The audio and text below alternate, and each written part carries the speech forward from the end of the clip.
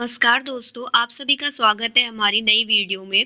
इस वीडियो में हम लोग पेपर का सॉल्यूशन देखेंगे जो 2024 में हुआ था। चलिए अपनी वीडियो स्टार्ट करते हैं।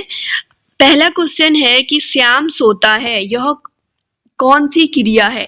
अकर्मक क्रिया है, सकर्मक क्रिया है या ए और बी दोनों, इनमें से कोई नहीं। पहले वाले क्वेश्चन का तो इसमें आपका जो ऑप्शन ए है अकर्मक क्रिया, इसमें कोई भी काम नहीं हो रहा है, श्याम सोता है, तो इसका ऑप्शन ए अकर्मक क्रिया सही आंसर है। उसके बाद क्वेश्चन नंबर 2 है, इनमें से कौन सा शब्द कालवाचक अवयव है? ऐसा वाक्य ढूंढना है जो हमें कालवाचक अवयव का पता चलता है। वह पेड़ के नीचे है, वह कहाँ जाएगा, सोहन उधर गया, अब से ऐसी बात नहीं होगी। तो इसमें ऑप्शन डी करेक्ट है, अब से ऐसी बात नहीं होगी।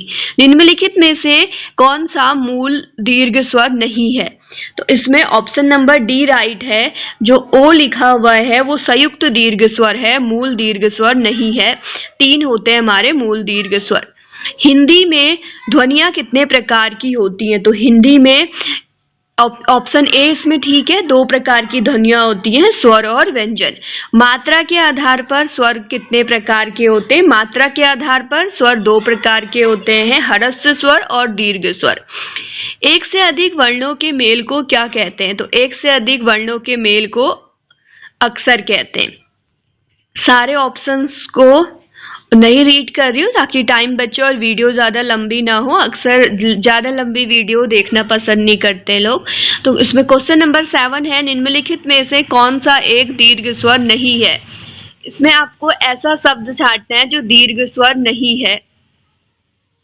और क्वेश्चन नंबर 7 में, क्वेश्चन नंबर 7 में ई जो है वो दीर्घ स्वर नहीं है।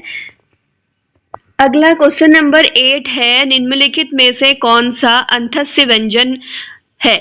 तो इसमें अंतस्य व्यंजन बताना है। य र ल व होते हैं अंतस्य व्यंजन, तो इसमें जो ऑप्शन सी वो राइट रहेगा अंतस्य व्यंजन का। हिंदी भाषा में कुल कितनी लिपियां हैं? तो हिंदी भाषा में 52 लिपियां हैं, स्वर और व्यंजन को मिला के पूरी की पूरी 52 लिपियां हैं।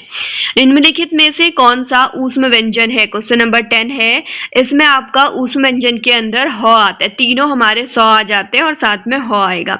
अनुस्वार का कार्य है, तो अनुस्वार जो पंचम वर्ग का के अंदर आता है, तो ये पंचम वर्ग में ही इसका कार्य, ऑप्शन नंबर सी इसका राइट आंसर हो जाएगा। क्वेश्चन नंबर 12 है, क्रिया से संबंधित कितनी रूपों वाले वर्गों का प्रयोग किया जाता है?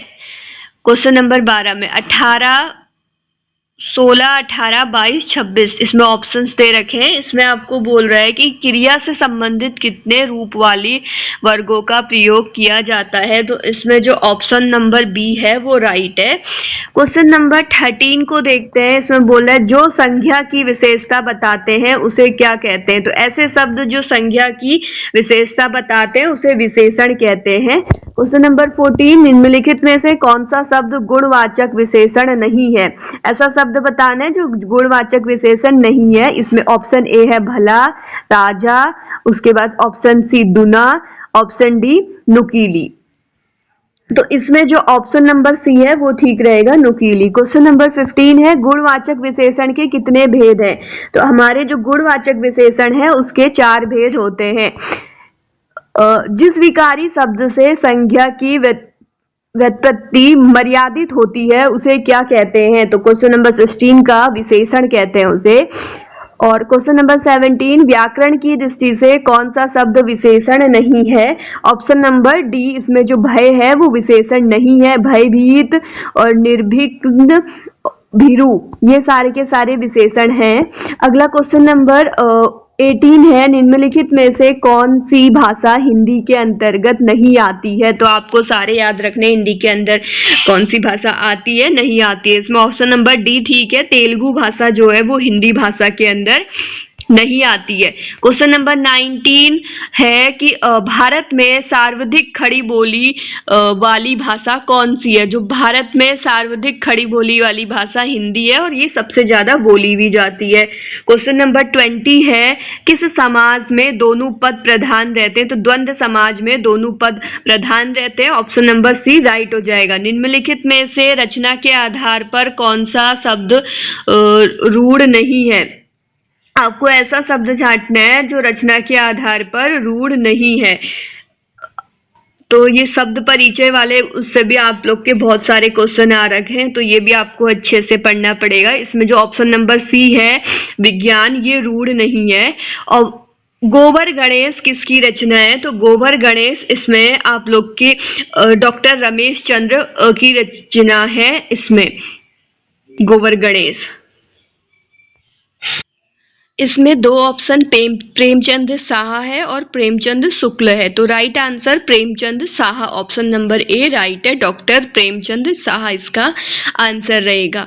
क्वेश्चन नंबर 23 देखते हैं कि शुद्ध शब्द का चयन कीजिए। तो इसमें बधू लिखा है, मृग लिखा है, अनुग्रहित लिखा है और उपयुक्त सभी। तो इसमें ऑप्शन डी सही है, तीनों शब्द सही है, ऐसे लिखे जाते हैं। कामदेव का पर्यायवाची शब्द है, पर्यायवाची शब्द पूछ दिया है कामदेव का। तो इसमें ऑप्शन ए और ऑप्शन बी दोनों ठीक है। मनोभाव और अनग्न दोनों ही कामदेव के पर्यायवाची होते हैं। क्वेश्चन नंबर 25 देखते हैं। अगला क्वेश्चन है कि पाटल का अर्थ क्या है? आपसे इसमें पूछ रहा है क्वेश्चन नंबर 25 में कि पाटल का क्या अर्थ है? तो ऑप्शन बी ठीक है, गुलाब होता है। अग्नि का विशेषण होगा, ऐसा शब्द जो अग्नि से ही बना है और उसकी विशेषता बता रहा है उसे विशेषण बोलेंगे। ऑप्शन नंबर बी आग्नेय जो शब्द है वो अग्नि का विशेषण होगा। क्वेश्चन नंबर 27 आपसे पूछा है कि पावस शब्द है, देशज है, तत्सम है, संकर है या तद्भव शब्द है? कैसा शब्द है पावस? तो ये जो क्वेश्चन नंबर 27 है इसका ऑप्शन नंबर बी तत्सम शब्द है। चलिए नेक्स्ट क्वेश्चन देखते हैं 28 वाला। घीसू किस कहानी का पात्र है? तो घीसू ये जो कहानी है कफन कहानी मुंशी प्रेमचंद द्वारा लिखी गई थी, उसका एक प्रमुख पात्र है। ऑप्शन नंबर बी इसका राइट आंसर हो जाएगा। क्वेश्चन नंबर 29 शाखा मृग पर्यायवाची है। देखिए फिर एक और पर्यायवाची पूछ दिया, शाखा मृग। तो ये शाखा मृग बंदर का पर्यायवाची होता है। क्वेश्चन नंबर 30 हंस पद किस विराम का एक और नाम है?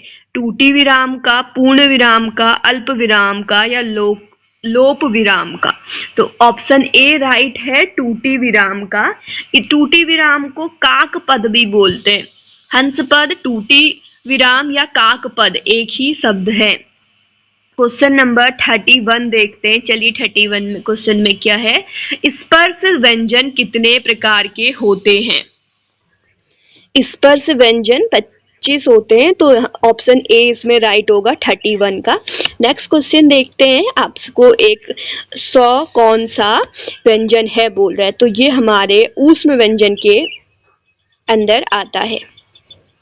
क्वेश्चन नंबर 33 देखते हैं। अगला क्वेश्चन, श्रृंगार किस रस का स्थायी भाव है?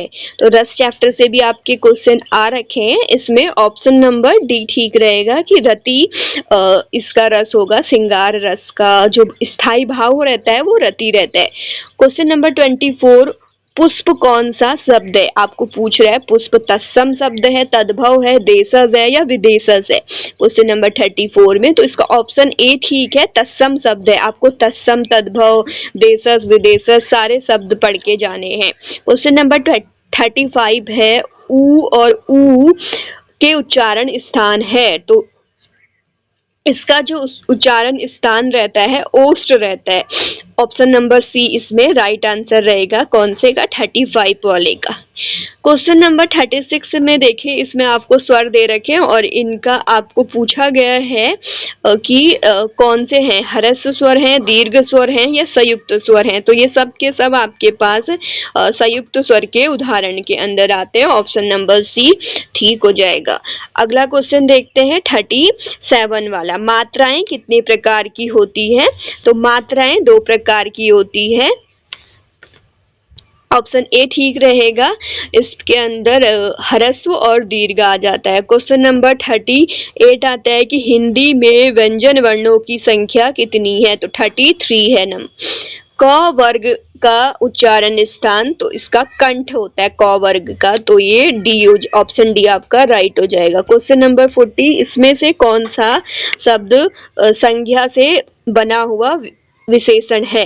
तो कौन सा ऐसा शब्द है जो संज्ञा से बना हुआ विशेषण है, आपसे ये पूछ रहा है 40 वाले में। इसमें जो गुणी है वो शब्द ठीक, ऑप्शन बी वो ठीक रहेगा, गुण से गुणी बना है, तो इस तरह से ठीक रहेगा। क्वेश्चन नंबर 41 देखते हैं, इनमें से कौन सा शब्द संज्ञा से बना हुआ विशेषण नहीं है? ऊपर वाले में पूछा था विशेषण है, इसमें पूछ रहा है विशेषण नहीं है। तो जो फुर्ती शब्द है वो विशेषण नहीं है जो संज्ञा से बना हुआ है। क्वेश्चन ऑप्शन डी राइट रहेगा। क्वेश्चन नंबर 42 में कौन सा शब्द गुणवाचक विशेषण है? गुणवाचक विशेषण के अंदर इसमें कौन सा है वो पूछ रहा है। क्वेश्चन नंबर 42 में ऑप्शन ए ठीक रहेगा, लाल फूल, ये गुणवाचक विशेषण का उदाहरण हो जाएगा। संख्यावाचक विशेषण कितने प्रकार के होते हैं? आपको पूछ रहा है संख्यावाचक विशेषण कितने प्रकार के होते हैं, तो 43 का ऑप्शन नंबर ए ठीक रहेगा, 2 प्रकार के होते हैं। पहला निश्चित संख्यावाचक विशेषण और अनिश्चित संख्यावाचक विशेषण, ये रह जाएगा। अगला क्वेश्चन देखते हैं हमारा क्वेश्चन नंबर 44, कौन सा शब्द परिमाण बोधक विशेषण है? सब धन, 4 गज, शेर भर दूध, इनमें से कोई नहीं, तो इसमें ऑप्शन सी राइट है, शेर भर दूध। क्वेश्चन नंबर 45 है कि प्रयोग की दृष्टि से विशेषण कितने प्रकार के होते हैं? आपसे क्वेश्चन में पूछा है प्रयोग की दृष्टि से विशेषण कितने प्रकार के होते हैं। Option A 10, option B 4, option C 2, option D इनमें से कोई नहीं, तो 45 का बी वाला हो जाएगा, 4 प्रकार के। इनमें से कौन सा शब्द मूल अवस्था है? तो मूल अवस्था कौन सी बोला शब्द की? आपको क्वेश्चन नंबर 46 में, तो सुंदर जो शब्द है वो मूल अवस्था का ही शब्द है। क्वेश्चन नंबर 47, कौन सी भाषा मध्य देश की प्रमुख भाषा थी? तो इसमें जो ऑप्शन नंबर सी है, शेर सेनी, ये प्रमुख भाषा थी। इनमें से कौन सी भाषा भारत की प्रथम देश भाषा है? तो जो संस्कृत भाषा है वो प्रथम देश भाषा है, ये ऑप्शन नंबर बी के अंदर आ रही है। क्वेश्चन नंबर 49 है कि हिंदी भाषा का जन्म कहाँ से हुआ था? हिंदी भाषा का जन्म उत्तर भारत से हुआ, फिर धीरे धीरे पूरे भारत में फैली है। क्वेश्चन नंबर 50 आपको पूछ रहा है, इनमें से कौन सा शब्द वर्ण संबंधित नहीं है? तो ये जो शब्द है अब वर्ण संबंधित अशुद्धि है, आपको अशुद्ध शब्द बताना है कौन सा है 50 के अंदर। ऑप्शन ए आपको दे रखा है अनाधिकार, ऑप्शन बी स्थान, सी में अमरूद लिखा है, डी में अनुकूल लिखा है। ऑप्शन ए गलत है, हम अनाधिकार नहीं बोलते, अंधिकार ठीक है, अनाधिकार गलत है, अंधिकार शब्द जो होगा वो सही होगा।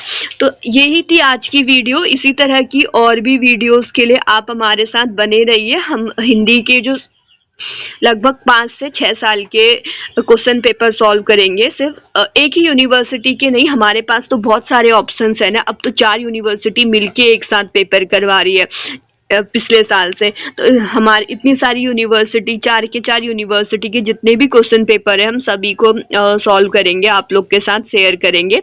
ज़्यादा से ज़्यादा हमारी वीडियोस को शेयर करिए ताकि उन सभी साथियों तक पहुंच सके जो बीएड एंट्रेंस की तैयारी कर रहे हैं। चलिए ठीक है, थैंक यू, बाय बाय।